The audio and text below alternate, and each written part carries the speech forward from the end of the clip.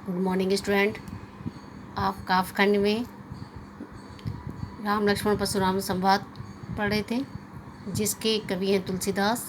आप उसके अंतिम चौपाई पढ़ेंगे और उसका अर्थ समझेंगे। केहू लखन मुनि सील तुम्हारा।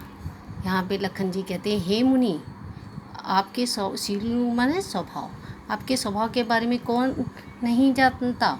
वो नहीं जान माने कौन नहीं जानता। विदित संसार, सारा संसार जानता है। विदित मीन्स जानना, यानी हे मुनि, आपके स्वभाव के बारे में कौन नहीं जानता, सारा संसार जानता है। तो कैसा है उनका स्वभाव?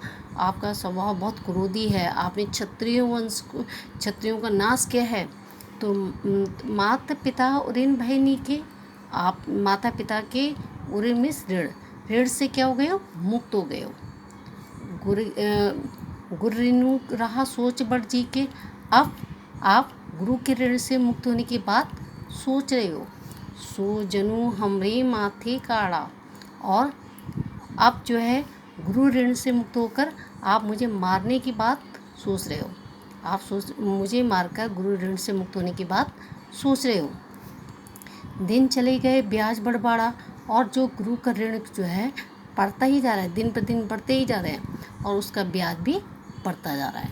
अब आने ही व्यवहार बोली, अब आइए और व्यवहार से बोलिए कि कितना ब्याज है। यानी तुरंत देहूँ मैं थैली खोली, और जितना भी आपका सूद ब्याज होगा मैं तुरंत उसकी थैली खोलकर आपको दे दूँगा। सुनी कटु वचन कुठार सुधारा, और लक्ष्मण जी के इन कड़वे वचनों को सुनकर परशुराम जी का क्रोध और बढ़ जाता है। कुठार सुधारा, कुठार में कुल्हाड़ी या फरसा अपने हाथ में धारण करते हैं। हाय हाय सभा पुकारा, और जितने सभा में लोग हैं इस परशुराम के जैसे ही फरसा हाथ में धारण करते हैं, सब लोग सभा में जोर जोर से पुकारने लगते हैं।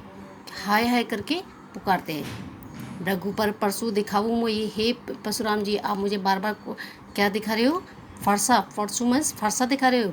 विप्र विचारी बच्चों नृपदोई, और मैंने आपको विप्र में ब्राह्मण समझकर छोड़ दिया। मिले न कभू सुभट रणगाड़े, और लगता है कि आपको कोई महान योद्धा नहीं मिला। द्विज देवता घर ही के बाड़े, और लगता है आप जो घर में ही क्या हो? शेर हो।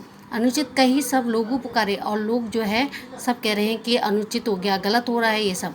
रघुपति सहनी लखन निवारे, और रघुपति जी जो है रामचंद्र जी जो लखन को शांत करते हुए क्या है उनकी ओर देखते हैं। लखन उत्तर आहुति सरस भरकरपु कृषाणु, और लखन के इन उत्तरों को सुनकर क्या है भ्रग बर यानी परशुराम का कोप माने क्रोध और भी बढ़ जाता है। बढ़त देखी जल सम वचन बोले रघुकुल भानु, और परशुराम के क्रोध को बढ़ता हुआ देखकर जो है रामचंद्र जी मृदु माने कोमल वाणी में बोलते हैं। वो कोमल वाणी उनकी एक क्या है? अग्नि में जल का काम करती है। जैसे कहते हैं क्रोध को बढ़ाना, तो अग्नि में घी का काम करना, मगर यहाँ पे रामचंद्र जी की वाणी जो है अग्नि में जल का काम कर रही है, जो क्या है अग्नि को शांत कर रही है, यानी उनके क्रोध को शांत करने का काम कर रही है।